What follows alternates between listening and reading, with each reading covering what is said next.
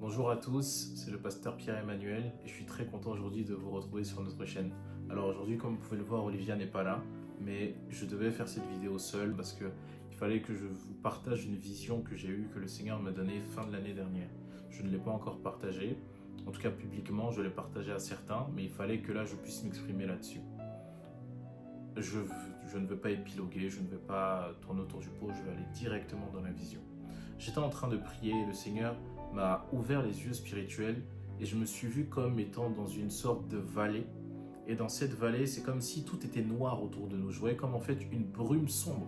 Une brume sombre. Et je voyais d'autres personnes qui étaient autour de moi. Et c'est comme si la plupart de ces personnes-là cherchaient comme un moyen d'atteindre le ciel. Parce que quand je regardais en haut au ciel, je voyais comme des lumières, comme un arc-en-ciel. Comme si la seule couleur du monde se trouvait dans le ciel. Et autour de nous, tout était gris. Tout était gris, bleu, en fait tout était terne un petit peu. Et je disais, mais pourquoi Seigneur, je suis ici, qu'est-ce qui se passe? Et donc c'est comme si ensuite je me suis surélevé et je suis allé dans un autre endroit où effectivement tout était toujours terne, mais c'est comme si j'ai vu des cordes tomber du ciel. Et quand ces cordes sont tombées du ciel, j'ai vu que ces cordes avaient une couleur comme une couleur un peu arc-en-ciel. Et ces cordes venaient et descendaient à côté de chaque personne qui se trouvait sur la vallée. Et lorsque les personnes voyaient la corde, ils étaient émerveillés et certains avaient peur de s'en approcher parce que c'était la première fois qu'ils voyaient de la lumière. Et d'autres, au contraire, étaient attirés par la lumière et s'en approchaient. Et ce que j'ai vu, c'était que lorsque certains venaient et s'accrochaient aux cordes, c'est comme si la corde, c'était comme une corde en rappel. Dès que ça tirait, il y avait comme un effet de levier et la corde les remontait vers le ciel. La corde les prenait et les faisait remonter vers le ciel directement.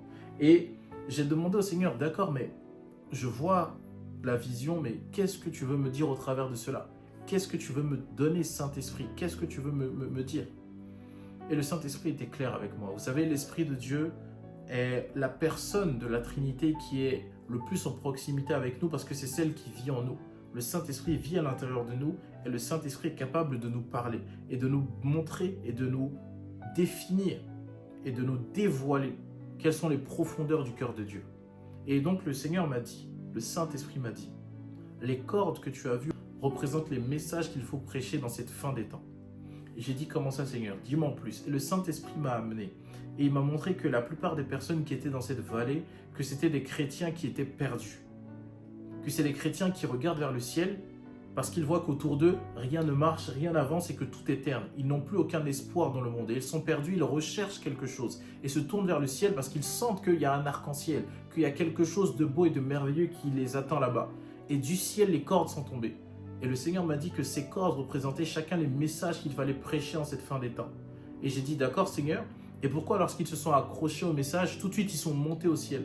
Parce que le Seigneur m'a dit qu'il y a certains types de messages dans cette fin des temps qui, lorsqu'ils sont prêchés, vont donner la capacité d'ouvrir le ciel spirituel, afin que ceux qui sont connectés sous cette atmosphère puissent directement ressentir la présence de Dieu, puissent être bénis, puissent avoir une élévation spirituelle grâce aux messages qu'ils vont prêcher, parce que ces messages sortent directement du cœur de Dieu.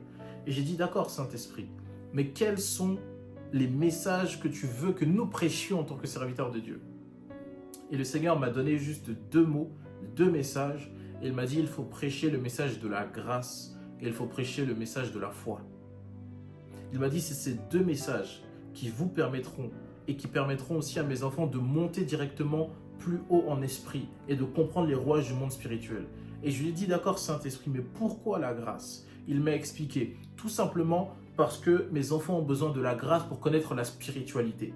Sans grâce, il n'y a pas de monde spirituel. Sans grâce, il y a la loi. La loi, c'est la Bible vous dit de faire comme ça. Si vous ne faites pas comme ça, vous allez être puni, vous allez être frappé, vous allez tomber, ce sera le péché. Et donc, sans la grâce, on est dans une lutte constante contre nous-mêmes, contre la chair, contre le péché, contre les œuvres mortes. Sauf que avec la grâce, on ne se retrouve plus à lutter contre les œuvres de la chair. La grâce nous permet de comprendre que tout ça est spirituel. Et donc, avec la grâce, nous prenons connaissance de notre héritage en Christ et nous n'avons plus à lutter contre la chair et le sang, contre les choses physiques, contre le péché, mais maintenant nous avons à lutter contre les principautés. La grâce nous rend responsables et nous fait prendre conscience que nous sommes un être spirituel dans un corps physique. Et que donc, le sujet de nos combats et de nos prières est quelque chose de spirituel et non pas quelque chose de physique. On n'a plus à lutter contre la chair et le sang. Ça veut dire que lorsque vous avez la grâce, la première des choses que vous devez prendre en considération, c'est le fait que Jésus est mort à la croix pour le péché. Donc, aucun péché n'a de l'impact ni du pouvoir sur vous. À partir de ce moment-là, il y a un déblocage qui se fait. Et ce déblocage est mental. De se dire que j'ai le pouvoir de refuser ou le pouvoir de dire oui ou non à ma chair. L'apôtre Paul disait qu'il traite durement son corps. Pourquoi? Parce qu'il a pris conscience de la capacité surnaturelle qu'il avait à restreindre les désirs charnels qu'il pouvait avoir. Et cela n'a pas été donné parce qu'il a jeûné, parce qu'il a prié. Non, ça a été juste une prise de conscience. Il a pris conscience que par la grâce, il avait la capacité de dominer son corps physique et donc de marcher dans le spirituel. Et lorsqu'on prend conscience de ça, alors la nouvelle voie de la spiritualité s'ouvre et on rentre dans tout ce qui est le monde des visions, le monde de l'autorité spirituelle, le monde de la foi s'ouvre. Voilà pourquoi l'apôtre Paul était un apôtre qui prêchait énormément la foi, qui prêchait énormément des choses spirituelles. Il a été ravi en esprit, il a vu les cieux et il a expliqué les visions qu'il a eues. Pour atteindre ce type de dimension, il ne faut pas lutter contre le péché. Pour atteindre ce type de dimension, il faut regarder au Saint-Esprit, il faut regarder à la grâce de Dieu. Il faut comprendre que derrière tout ce qui nous arrive, il y a un monde spirituel qui nous attend et dans lequel nous devons nous projeter. Le premier message que le Seigneur m'a dit que nous devons prêcher, c'est le message de la grâce. Le message de dire aux chrétiens, écoutez, Satan n'est pas plus fort que vous. Vous n'avez pas à lutter contre Satan. Pourquoi? Parce que le combat a déjà été gagné. Donc maintenant, vous n'avez plus qu'à prendre conscience que vous êtes au-dessus, que vous avez la puissance, que vous avez la capacité de gagner et de rentrer dans cette victoire. Alors, je ne dis pas que parce que justement vous allez prendre conscience de ça, tous vos problèmes vont s'arrêter du jour au lendemain. Non, mais vous aurez une gestion différente de vos problèmes. Et vos problèmes prendront moins de temps à se résoudre que si vous êtes en train de lutter. Parce que quand vous luttez, c'est comme si on n'a pas encore la victoire, alors qu'on a déjà la victoire. Et ça se passe déjà là, la mentalité de la grâce. La grâce est avant tout une mentalité. Et ensuite, la mentalité de la foi. Pourquoi la foi? Parce que la foi permet de briser les règles et briser les socles établis par Dieu. Dieu a dit, Jésus lui-même a dit lorsqu'il était sur cette terre, si tu dis à cette montagne, cours et jette-toi dans la mer, elle le fera. Alors que dans la création de Dieu, il a institué la montagne comme n'étant pas un être avec des jambes qui peut se déplacer. Mais dans la dimension de la foi, la montagne peut avoir des jambes et se déplacer. Dans la dimension de la foi, tout est possible. C'est la seule fois dans la Bible où vous verrez que tout est possible. Pourquoi? Tout est possible à qui? À celui qui croit. Donc, Dieu veut que nous rentrions dans le surnaturel et aussi dans l'atmosphère où tout devient possible, dans la foi. C'est ce qu'il attend de nous, afin de gagner les âmes et afin de nous-mêmes être prêts au réveil. Et pour cela, bien sûr, cela nécessite l'adoration, cela nécessite la grâce, mais cela nécessite la foi. La foi, la foi, la foi. Il faut avoir foi dans le Seigneur. Il faut avoir foi dans ses promesses. Et il ne faut pas se dire comment ces promesses se feront. Il faut simplement se dire, Seigneur, je sais que ta promesse se fera et maintenant je veux juste moi-même être surpris de voir comment est-ce que tu vas le faire. C'est pas comment, c'est Seigneur, surprends-moi. Parce que moi, je n'ai qu'à croire en ce que tu m'as dit. Et une fois que j'y crois, tu vas faire en sorte que cela se manifeste dans ma vie. Les choses sont simples. Et Dieu nous dit, soyez simples maintenant. Il y a une saison dans laquelle nous rentrons, il faudrait avoir une foi simple, comme un enfant. Dieu t'a dit, tu imposes les mains aux malades, les malades sont guéris. Tu imposes les mains, tu crois et ils vont être guéris. Parce que c'est la dimension de la foi. Il y a une dimension dans laquelle on te dit, tu proclames, il envoya sa parole et les guérit. Tu proclames la parole, ils vont être guéris, ceux qui souffrent. Tu chasseras les démons, tu imposeras les mains aux malades, les malades seront guéris. Tu boiras un breuvage qui peut être mortel, tu ne seras pas atteint, dans Marc 16, parce que tu auras cru. Et cette croyance, cette foi que tu auras démontrée dans ta simplicité et dans ta tranquillité sera plus grande et aura plus d'impact que passer 4000 heures en prière pour espérer avoir quelque chose. Dieu attend de nous que nous ayons la foi. Et la foi se travaille dans la proclamation et dans l'autorité du Seigneur. La foi se travaille dans la lecture de la parole. La foi se travaille dans des actes du quotidien. Ne demandez pas à Dieu tout de suite des choses extraordinaires si vous savez que même pour des petites choses, vous n'êtes pas exaucé, vous n'avez pas la foi. Allez-y étape par étape. Mais c'est le message que Dieu veut que nous prêchions, que les chrétiens soient habitués à rentrer dans la foi et soient habitués à rentrer dans la grâce. Un des aspects très importants aussi de la grâce, qu'est-ce que c'est? C'est l'aspect du fait qu'il n'y a pas de culpabilité pour ceux qui sont en Christ. Dieu ne vous dit pas péchez, faites comme vous voulez, basta, c'est fini. Non, Dieu vous dit ne fixez pas vos regards sur ça. Parce que plus tu regardes au péché, plus tu regardes à la sanctification, plus ton objectif, ça va être de combattre ce qui t'empêche d'être sanctifié.